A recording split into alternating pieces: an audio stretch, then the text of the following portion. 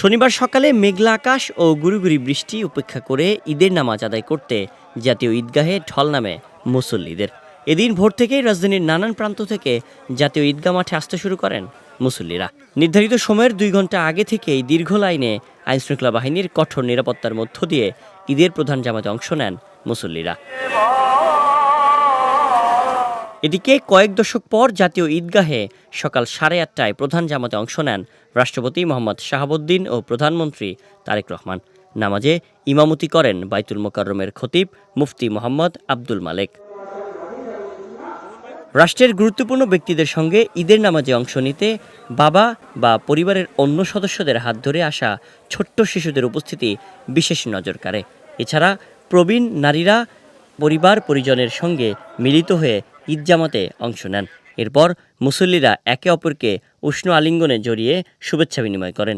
ছোট বড় সবাই সব ভেদাভেদ ভুলে কোলাকুলিতে মেতে ওঠেন। প্রধানমন্ত্রী, রাষ্ট্রপতি ও অন্যান্য গুরুত্বপূর্ণ ব্যক্তিদের সঙ্গে ঈদ জামাতে অংশ নিতে পারায় মুসল্লিদের মধ্যে উচ্ছ্বাস দেখা যায়। এ সময় তারা দেশ ও জাতির সমৃদ্ধির জন্য দোয়া করেন, সব ভেদাভেদ ভুলে শান্তিপূর্ণ সমাজ গড়ার আকাঙ্ক্ষা প্রকাশ করেন এবং নতুন সরকারের সফলতা কামনায় বিশেষ প্রার্থনা করেন। এদিকে এসে অনেক খুব ভালো লাগছে। আমার বাবা, আমার ভাইয়াদের, চাচুদের লগে। আসসালামু আলাইকুম, সবাইকে ঈদ মুবারক। আলহামদুলিল্লাহ সবাই ভালো আছে। ভাইয়া, তারপর আব্বু, মামা। আসসালামু আলাইকুম, আপনার সবার ঈদ মুবারক। আমি আমার বাবার সাথে এসেছি, যে আমার বাবা। প্রথমে সবাইকে ঈদের শুভেচ্ছা। প্রতি বছরই আমরা ঈদ উদযাপন করি। ঈদ মানে আনন্দ।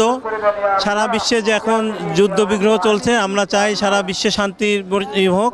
আলহামদুলিল্লাহ, বাংলাদেশের পরিস্থিতি অনুযায়ী এখন আমরা অনেক আনন্দের সাথে জামাত পড়তে পারছি। সেই হিসাবে আমাদের অনেক ভালো লাগতেছে। ছেলেকে নিয়ে আসছি। আমি চাঁপাইনবাবগঞ্জ হতে আসছি। হ্যাঁ, এই জায়গায় জামাত ধরার জন্য আমি নারায়ণগঞ্জ ওখানে ছিলাম।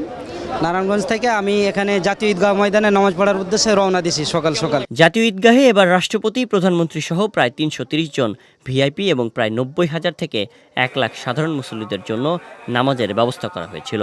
নারীদের জন্য রাখা হয়েছিল পৃথক পর্দার ব্যবস্থা। অন্যদিকে জাতীয় মসজিদ বাইতুল মোকাররমে প্রতি বছরের মতো এবারও ঈদের 5টি জামাত অনুষ্ঠিত হয়েছে। ত্যাগ আর সংযমের 1 মাস শেষে এলো ঈদের খুশি। ধনী গরিব ভেদাভেদ ভুলে আজ মেতে উঠেছে সকলে ঈদ আনন্দে। শায়ন সাব্বির, বিজয় টিভি, ঢাকা।